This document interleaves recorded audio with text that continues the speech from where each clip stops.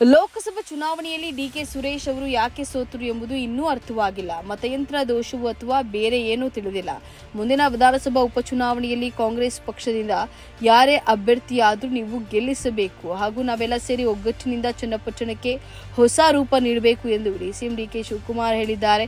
3 ತಿಂಗಳಿನಿಂದ ಕಾಂಗ್ರೆಸ್ ಸರ್ಕಾರ ಚನ್ನಪಟ್ಟಣದಲ್ಲಿ ಮಾಡ್ತಾ ಇರುವ ಅಭಿವೃದ್ಧಿ ಕಾರ್ಯಗಳನ್ನು 25 ವರ್ಷಗಳಿಂದ ಯಾರು ಮಾಡಿಲ್ಲ.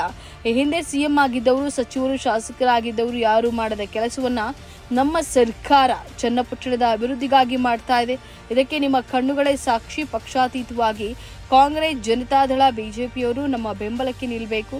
ಕಳೆದ 35 ವರ್ಷಗಳಿಂದ ಹಳ್ಳಿಯಲ್ಲೂ ಯಾವ ರೀತಿ ಸಂಘಟನೆ ಮಾಡಿ ಕೆಲಸ ಮಾಡಿದ್ದೇನೆ ಎಂಬುದಕ್ಕೆ ಜನರ ಬಳಿ ಸಾಕ್ಷಿ ಇದೆ.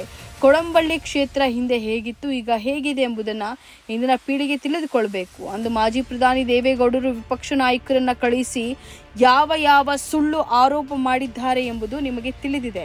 ಇಲ್ಲಿನ ಮುಖ್ಯ ರಸ್ತೆಯನ್ನ ಅಗಲ ಮಾಡುವಾಗ ಸಾಕಷ್ಟು ತೊಂದರೆ ಎದುರಾಯಿತು. ಎಲ್ಲವನ್ನ ಮೀರಿ ಅಭಿವೃದ್ಧಿ ಕೆಲಸ ಮಾಡಲಾಯಿತು.